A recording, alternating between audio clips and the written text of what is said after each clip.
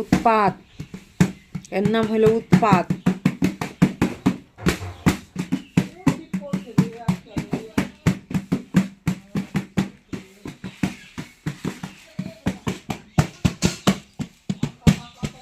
প্রত্যেক দিন সকালবেলায় যখন আমরা চা খেতে বসি তখন ওরকম মুড়ির কৌটোটা নিয়ে বাজাতে শুরু করবে। ঘরে কিন্তু ওর বাজানোর জন্য ঢোল আছে, কিন্তু না ওটা বাজাবে না, এই মুড়ির কৌটোটাই বাজাবে। এটা ওর রোজ দিনের একটা রুটিন। তো এখন আমরা তো খেয়ে নিলাম চা মুড়ি, কিন্তু ও তো কিছুই মানে খাবার ওর ইচ্ছেই থাকে না সকালবেলা। সেই জন্য এখন একটু দুধ দিয়ে ছাতু গুলে নিচ্ছি। অল্প একটু গুললাম, দেখি খায় কি না। একটু মুড়িও দিয়ে দিলাম, যদি না খায় তাহলে আফসোস থাকবে না। দুধটা আলাদা করে রাখলাম, যদি সেরকম হয় তাহলে দুধটাই পরে খাইয়ে দেবো। তো ওই যে একবার মুখে নিয়েই মুখটাকে ব্যাকাচোকা করে ফেলেছে, তো খাবে না মনে হয়। পরে আমি খেয়ে নিলাম। আর এই যে ওর বাবা গতকাল রাতে বাড়ি এসেছে, এসে এই যে আজকে কাজে যাবে, তো বাজার থেকে মাছ নিয়ে এলো। ফোনে বলেছিল কি মাছ আনবো, তো আমি বলেছিলাম যদি পাবদা মাছ পাও, তো বললো আছে, তো সেটাই আনতে বলেছিলাম। তো এই যে ডাটা এনেছে, আর এনেছে ধুন্দুল, পাবদা মাছ, এসবই আর কি। আর কিছু শুকনো জিনিস এনেছে। তো আজকে পাবদা মাছ রান্না করব। আর কাজও সামনেই, দুপুরবেলা খেতে আসবে।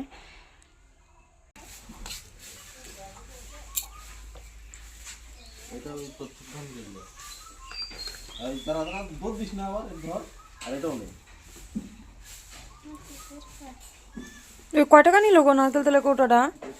হ্যাঁ, 125।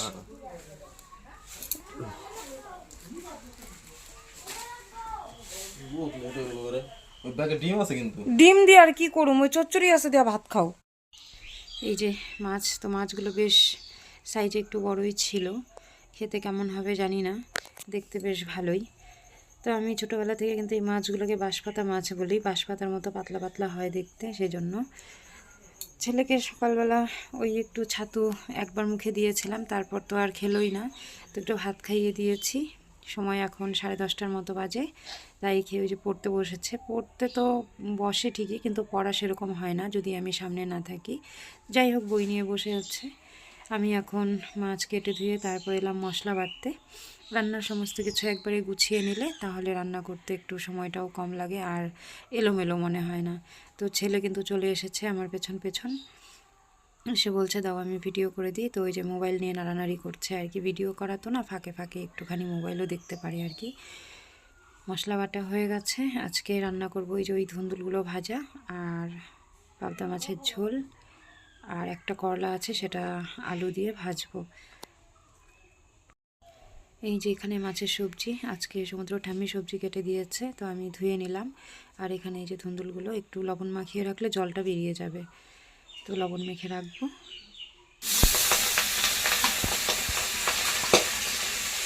মাছ থেকে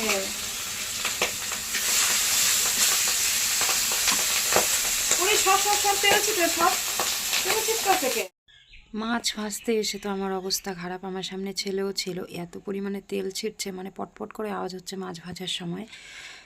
তো আমি আগে জানতাম যে বোয়াল মাছ কিংবা ভেটকি মাছ এসবই মানে ফাটে, কিন্তু এখন দেখি সব রকম মাছই এরকম আওয়াজ হয় আর তেল ছিটে আসে গায়ে। মাছ ভাজা হয়ে গেছে, এখন এই যে আলু আর করলাটা ভেজে নিচ্ছি। এটা একটা করলা ভাজার কারণ হচ্ছে সমুদ্রের পাপা আসা অবধি রান্নাটা হয়ে সারবে না, সেজন্য একটা করলা একটু তাড়াতাড়ি আলু দিয়ে ভেজে দিচ্ছি, যাতে ও এলে খেয়ে যেতে পারে।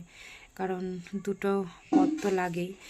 আলু করলার মধ্যে দেখো একটা পেঁয়াজ গোটাই রেখে দিয়েছি, কাটতে ভুলে গেছিলাম, তো কড়াইতে দেওয়ার পরে দেখি পেঁয়াজটা গোটা রয়ে গেছে।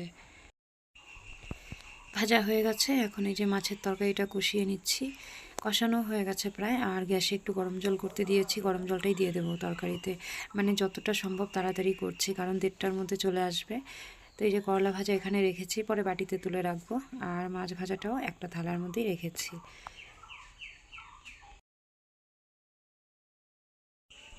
কালকে বিকাল থেকে প্রচুর পরিমাণে বৃষ্টি হচ্ছে, তো এখন একটু বৃষ্টি কমেছে, কিন্তু তারপরেও আর কি আকাশটা মেঘলা মেঘলা। তো ছেলেকে বলেছি তুই একদম বাড়ির বাইরে যাবি না, যতবার বাইরে যাবি ততবারই তোকে স্নান করাবো। তো সেই ভয়ে যাচ্ছে না, তো আমার পেছন পেছনই ঘুরঘুর করছে।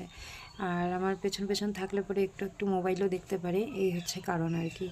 তো সোমবার থেকে স্কুল যাবে। এখন এই যে করলা ভাজা দিয়ে ওকে একটু ভাত খেতে দিলাম। আর সকালবেলা ঘর বারান্দা মুছেছিলাম, তারপরেও ওই যে ছাগল উঠেছিল বারান্দায়, তো সমুদ্র ঠাম্মি এখন আবার বারান্দাটা ধুয়ে দিচ্ছে, স্নান করে পুজো দেবে। আজকে হচ্ছে বৃহস্পতিবার। তো এই হচ্ছে মাছের ঝোল, দেখতে কেমন হয়েছে কমেন্টে জানিও। তো খেতে বেশ ভালোই হয়েছিল, একটু ঝালটা বেশি হয়েছিল। তো সমুদ্র পাপাও চলে আসবে এখনই, আর আমি এইদিকে এই যে এখন ধুন্দুলটা রান্না করব। এটা রান্না করতে বেশ অনেকটা সময় লাগে, উনুনের হালকা আঁচে বসানো থাকলে রসটা একদম টেনে যায়, শুকনো শুকনো হয়, খেতে ভালো লাগে। তো পেঁয়াজ কালো জিরে ফোড়ন দিয়ে তারপর এখন কড়াইতে ঢেলে দেবো। আর আগে তো লবণ মেখে জলটা বের করে নিয়েছিলাম। এগুলো আসলেই যে ধুন্দুল তা না, কিন্তু আমি ধুন্দুল বলি এখানে আর কি। এই জিনিসগুলো আমি দেখি, আমাদের ওইদিকে আগে দেখিনি কখনো। এগুলোকে এখানকার লোকে ঘেরা বলে, তো ঘেরা কি আমি জানি না, যাই হোক, কিন্তু খেতে অনেকটা ধুন্দুলের মতোই লাগে। লবণ তো আগেই মেখে রেখেছিলাম, এখন একটু হলুদ দিয়ে দিলাম, তারপরে এটা হতে থাকুক। আমি এখন ওর বাবার জন্য ভাত বাড়বো, আর ছেলেকে তো খেতে দিয়েছি আগেই, ও খাচ্ছে। ভাত মেখে দিয়েছি, একটা চামচ ধরিয়ে দিয়েছি যে তুমি খেতে থাকো, কারণ আমি খাইয়ে দিতে গেলে এখন আর হবে না। কারণ ওকে খাওয়াতে গেলে অনেক সময় লাগে, মুখের ভেতর ভাত নিয়ে হাঁ করে বসেই থাকে, মানে কিছুতেই গিলতে চায় না, এরকম আর কি।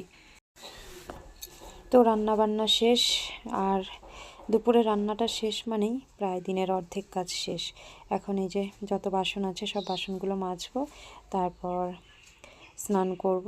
সকালে একবার করেছি, তো এখন আরেকবার স্নান করব, তারপর ওর ঠাম্মি আর আমি খেতে বসবো।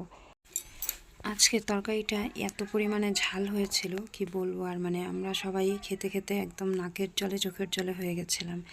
তো এই বাড়িতে আসার পর থেকে দেখছি যেদিন সবার মুখে তরকারি ঝাল লাগবে সেদিন ওর দাদু কিচ্ছু বলবে না, কিন্তু যেদিন ঝাল লাগবে না কারোর মুখে, কিন্তু সেই দিন ওনার মুখে ঝাল লাগবে। সেই দিন উনি এরকম করবে মনে হয় যেন তরকারি মুখে রেখে খাওয়া যাচ্ছে না ঝালের জন্য। যাই হোক, এখন সন্ধ্যাবেলা সমুদ্র পাপা বিরিয়ানি নিয়ে এসেছে, আমরা খাই বিরিয়ানি। তো সবাই ভালো থেকো, আজকে এখানেই শেষ করি।